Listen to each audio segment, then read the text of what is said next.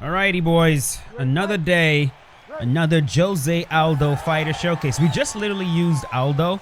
Just literally used his WEC version. We're not going to be using that version today. That version's cracked. So we're just gonna use this regular version, and we're gonna do this fighter showcase. He's set to face. I know the man's last name is Zahabi.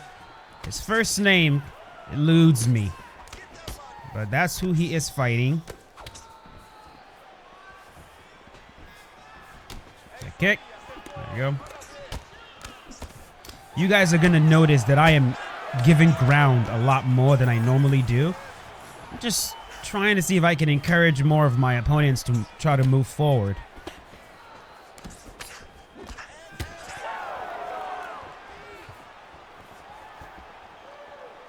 You see that right there? Look at him. This is what I'm trying to say, man. Like, players, oh my God. I'm like backing up, going, all right, come forward. And he's like, no, I'm going to retreat. You come forward. I wonder why. I wonder why. Could it be because that is the easiest way to play this game? As opposed to the nonsense people be telling y'all that the easiest way to play the game is pressure fighting? Man, now he feels nice and comfy. Now he feels nice and comfy. Now that I'm in the center of the freaking octagon against him.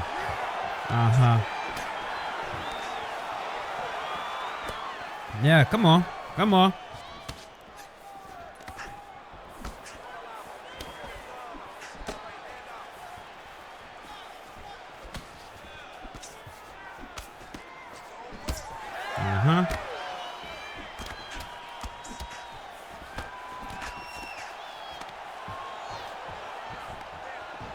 Side step. Nothing there. Right kick.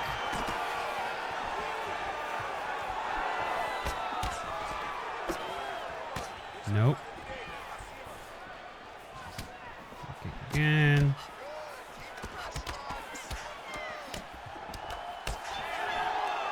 Yeah. He's very eager to make sure he is making contact with my body as well. That's fine.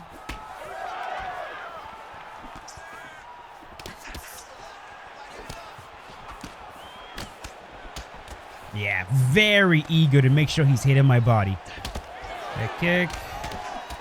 Yeah, that's fine.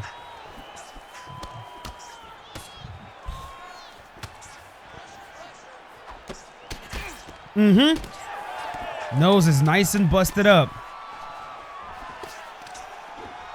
Woo! There we go. All right. Good first round. Yeah, he's more comfortable retreating. Definitely more comfortable retreating, which, you know, again, it's fine. It's normal. It's just something that I've noticed. A vast majority of players are significantly more comfortable fighting on the back foot. That's fine. That cross right there, boom, as he was about to throw that leg kick, busted his nose up nice and good. There we go. There we go. Woo. I do love it when I break their nose. It gets bad quick.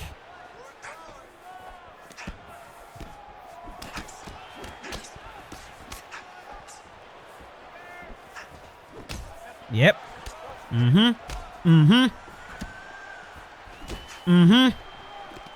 Oh, yeah. There we go. This is bad now. This is bad now. Yeah, we're just peppering him with that cross.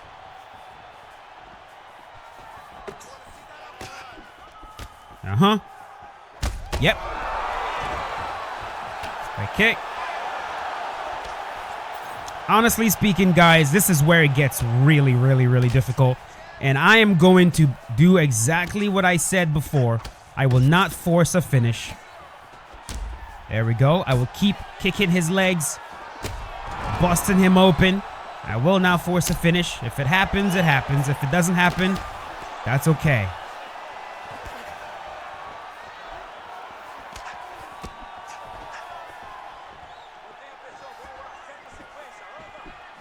Mm-hmm.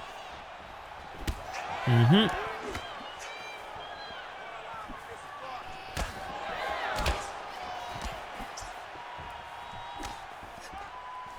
Back kick. And get block countered. There we go. Very good. Yeah, I want my finishers to kind of almost catch me by surprise. You know what I mean? Like almost, man. Like, ooh, it happened. Okay. I'm not looking for it. I'm just hitting them. Honestly, like, I just got to remember to do that. A lot of times I get too eager and I forget. But if I can just focus, all right, just the entire fight, just focus on hitting your opponent. Just focus on making contact. That's really all you got to do. Eventually, they will fall. Eventually, they will get finished. But a lot of times, I'm chasing them. And that's when people, you know, they activate their head movement, their newly learned head movement. They start backing up heavy. And next thing you know, I lean into something or I whiff a big shot and boom, I get countered and I get knocked down into this terrible ground and pound. My fighter's block stops working and he just lays right there like this and gets his, like, yeah, like, oh my God. The ground and pound system, bro, we're going to talk about that. We are going to have to discuss the ground and pound in this game, bro. It is so bad. Anyways, let's move on. Oh, shoot. 27 out.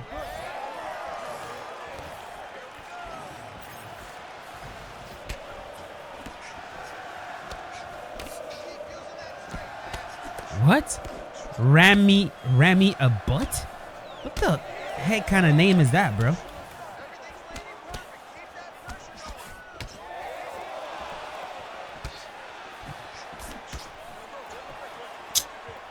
Don't start with the freaking lags, man. There we go.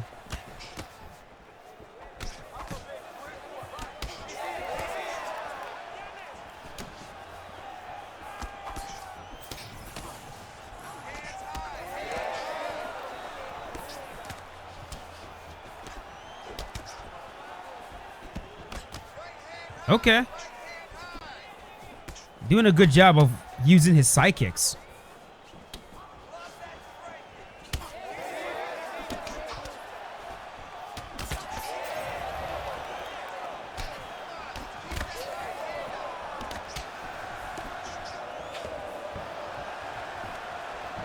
Side step.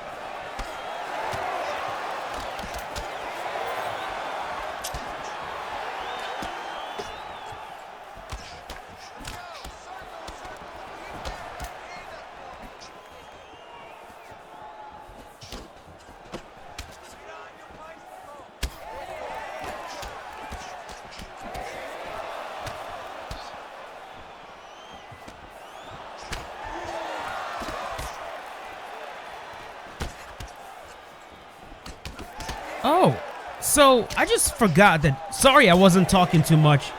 This fight, I'm kind of trying to focus. This guy is not bad at all. But Aldo is actually doing this fight at featherweight. Woo-wee. It's been a minute, man. It's been a while since we saw him at featherweight. I think. I mean, yeah.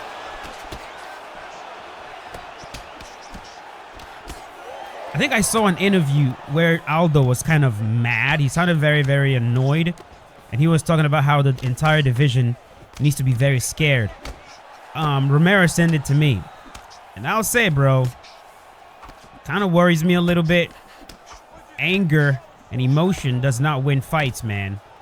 Sure, being motivated allows you to train really, really hard. Allows you to train smart. It allows you to put in that extra time. But I feel like the absolute best fighters in the world, when they are in there, they are cool, calm, collected. They're emotionless. They are cold. They're cold. They let their training do the work. They're not emotional. They're not overthinking everything. They're not angry at their freaking opponent. They're not all of this stuff. They're cerebral. You know what I mean?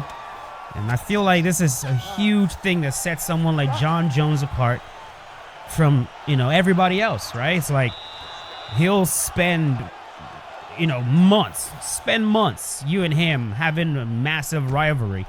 But then when it's time to actually fight, he just goes in there to have fun. Let's have fun. You hear his coaches It's time to have fun. Time to have fun. Have fun in there. Have fun in there. Be playful. Be playful. And yes, I see this all the time. The absolute best fighters have a playful thing to them. They really do. It's almost like they're playing, you know? And there's something about that leads to success. I mean, it makes sense, right? When you're playing, you're relaxed. You're not overthinking. Oh my God!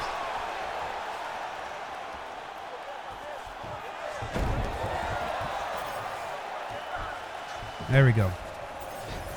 Oh, I forgot he had that. Yeah, when you're playing, you're relaxed, you're cool, you're not tense, right? And being tense causes a lot of issues. Being tense makes you slow. Get up. Being tense makes you get tired quicker. And being tense makes you question everything that you're doing. And there's this man, there's so many things that are true, bro. Like, for example, hesitating actually makes fighters lose more than being overly confident. As in, not being confident enough is worse than being overconfident. Because when a fighter is hesitant and they're not very confident, they hesitate a lot. A lot of what they're very good at, they don't pull the trigger, which is why sometimes you'll see guys, man, like, he is so good in the gym. He's a world beater in the gym, but then under the bright lights, it's like he can't perform. It's just, you know, he's hesitating. Meanwhile, the best fighters in the world, they do not hesitate, man. I mean, find me one incredible fighter that hesitates. You won't find a single one. They're known for not hesitating. They go out there, they do exactly what they want to do. You know, got him. There's the popular famous thing of John Jones starting his fight against Shogun with a flying knee. You know what I mean? I know it's like, oh, so? No, it's huge. He's a very young guy who's fighting for the title for the very first time against a legend. A lot of people will be very cautious. Like, I gotta be very cautious. John literally goes out there, freaking just boom, flying knee into the air. First strike. There's something about that where you're just like, yeah, this guy, Connor is the same way, you know? He just doesn't care what you're doing. He's just gonna do what he's gonna do, you know? So, I don't even know how I got into this topic. Let's move on. Ready to fight? Oh yeah, let's go, let's go, let's go. Let's go, let's go, let's go. Assassins rock. No, they don't. No, they don't. What you talking about? What you talking about? Someone said in my comments, I see my people, but I don't hear my people.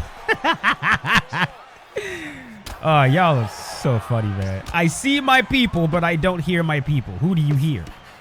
Are you hearing a white boy? Is that what you hear when you hear me talk? God, I can't believe you thought you were white.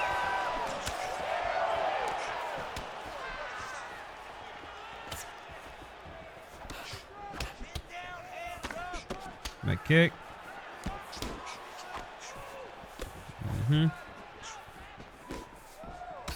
Do-do-do. Do-do-do-do-do. Yeah, man, I'm hoping Aldo does not go into this fight all emotional and stuff. Like, he can be very dangerous when he's emotional, that's for sure. I mean, fighters are definitely dangerous when they're emotional. But I don't know how effective that they actually are. You know what I mean? Like, you can't say that the Daniel Cormier that fought John Jones the very first time was not dangerous. Absolutely, he was dangerous. But was he as effective as the DC that fought John Jones the second time? I'd say no. Although, I know, DC got head kicked. He got head kicked against John the second time. Meanwhile, he went to a decision with John in the first. So it would seem like the outcome. But if you go back and you watch that fight, DC was significantly more relaxed, more comfortable. He felt good in that second fight against John Jones. He felt great. He was like talking to John at some point, taunting him. You know, he was making John miss. You know, he felt good. He felt on point. He probably, you know, lost focus. That was a part of it. Losing focus and getting head kicked because you're feeling yourself. But still, there is a way fighters look when they're just super comfortable in there, man. John always looks like that. DC sometimes looks like that, although he's a very emotional guy, even in the octagon. Anderson Silva, I mean, you guys remember Anderson, how comfortable he used to look in there. And that was one of the biggest things with Conor when he first started, was how relaxed he would be in there, man. Even in his debut, just relaxed. And you're like, damn, this dude looks like someone who's been a champion forever. Yeah, some people have it, others don't. There you go.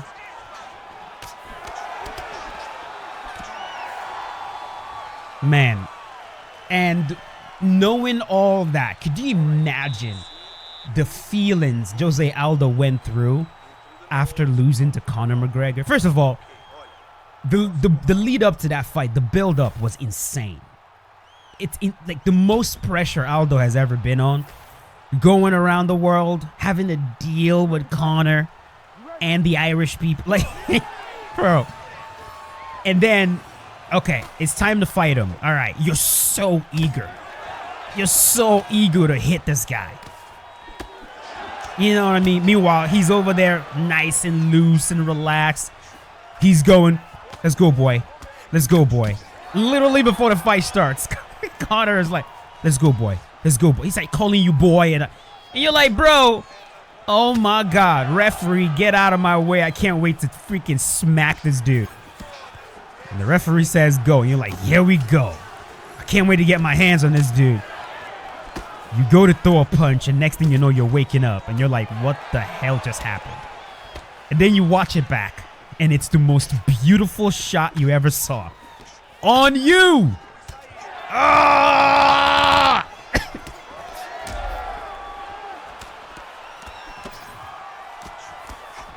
Woo! Let me tell you, man, it would take me 6 months to get over that, bro. I swear to God. It would take me 6 months to get over that because I didn't get to show anything. And then this guy who's been crap talking me this whole time gets one of the greatest highlight reels ever on me. And I know how good I am. Oh my God, bro. I'll probably need therapy after that, man. Like, I'm not even kidding, bro.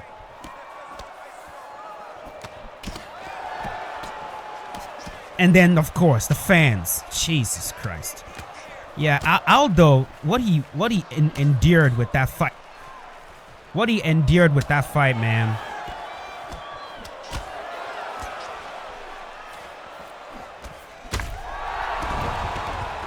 Has to be just absolutely insane. He did, man. He did. He did.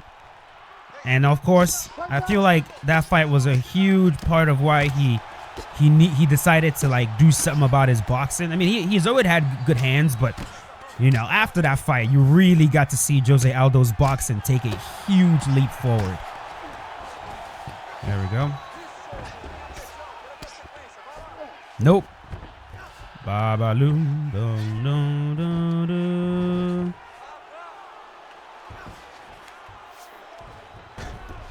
Arise, O compatriots, Nigeria's calling to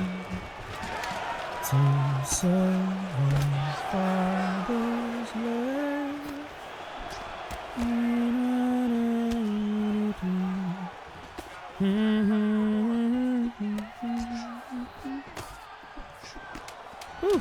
Man, I used to have to sing the Nigerian national anthem because I was in a band, but then I couldn't at the time because for religious reasons I couldn't at the time, and I would always get trouble. Man, like thinking back to going to school in Nigeria is like very, very odd because like I went to a military school, Magnet International High School, and not that what we were experiencing was unique to military schools. Every school pretty much was like that. Teachers were allowed to punish you. They were allowed to hit you. They were allowed to, all this stuff. And some of the punishments they would give us is just absolutely absurd. Like one of them being, you would get punished for speaking Igbo, which, like, thinking about some of that stuff right now, it just drives me absolutely up the wall, bro. Like, bro, Igbo is my native tongue. That's like punishing a kid in high school for speaking Spanish. You know what I'm saying? Or hell, this is Igbo land. I went to school in Enugu State. This is Igbo land, right? That is like going to school in what can I use as a very good example? Like an area that maybe, like, I don't know much about Texas, but I know in Texas there's a lot of Hispanics, right? A lot of Mexicans and stuff like that. So, like, you will hear a lot of people speaking Spanish. You know what I mean? It's kind of like going to Texas and then, like, you're in a Texas school or whatever, and you speak Spanish and you get punished for that. You're like, what the fuck? Like, yeah, we would get punished for not speaking English. I'm like, bro, like, Adam, this should not be a thing, bro. It absolutely should not be a thing where and then we would get punished for, like, for bad grades. We got punished for everything. But one of the worst ones was, like, the forced religiosity, which is, like, I feel like America takes it too far in the other direction, where, like,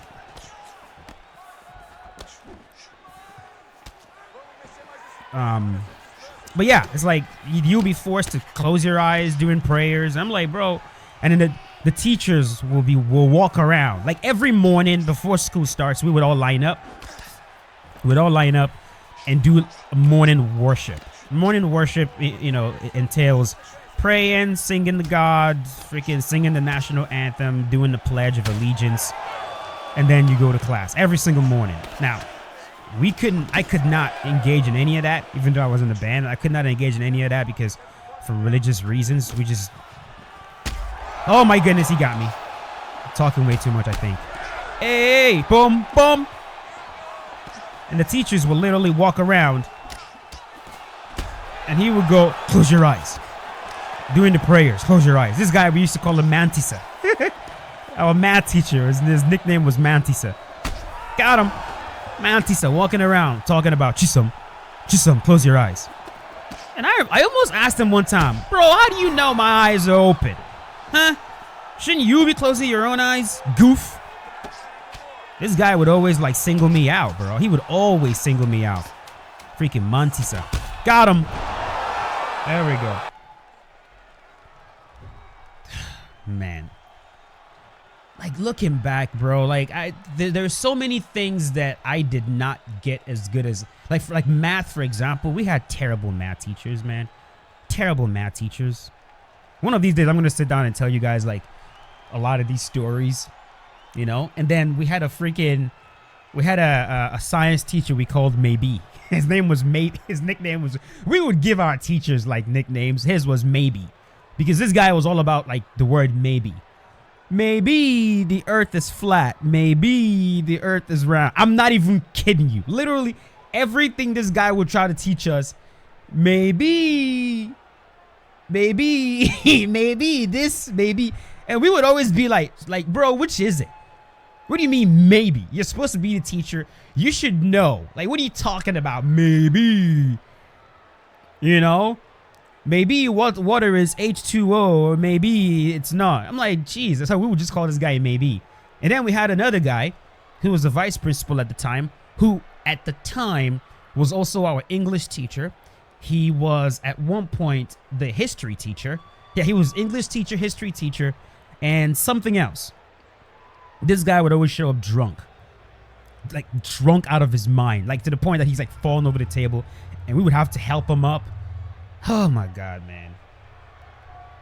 This is what I get for going to, like, a brand new school, because the school, Magnet International High School, it was a new school, and I was one of the first 7 students, right? It was me, my very close friend Obiajulo. It was Emmanuel. It was this other guy called Iloka. It was this girl named Joy. There was another one. There's 2 other names I'm forgetting. But yeah, it was one of the first 7 people in the school. And so that just tells you the quality of school that was, man. Terrible. Terrible. But I managed to, I managed to get through it. And when I came to the United States after that, I had to go back 1 grade. They were like, yeah, we don't like how you're performing. So I had to go back 1 grade. And I started at 11th grade. And I just did 11 and 12, and then that was it. How did I get into this freaking story right now? Oh, my goodness. All right, that's done. That is it. Thank you so much for watching this Jose Aldo Fighter Showcase. If you guys enjoyed it, go right ahead and leave a like. I know, again, this is like the 2nd time we've done a Jose Aldo Showcase in a short amount of time. But yeah, hope you guys enjoyed it. And I will see you guys later with a brand new one. As always, stay safe, boys. Peace out. Have a good one.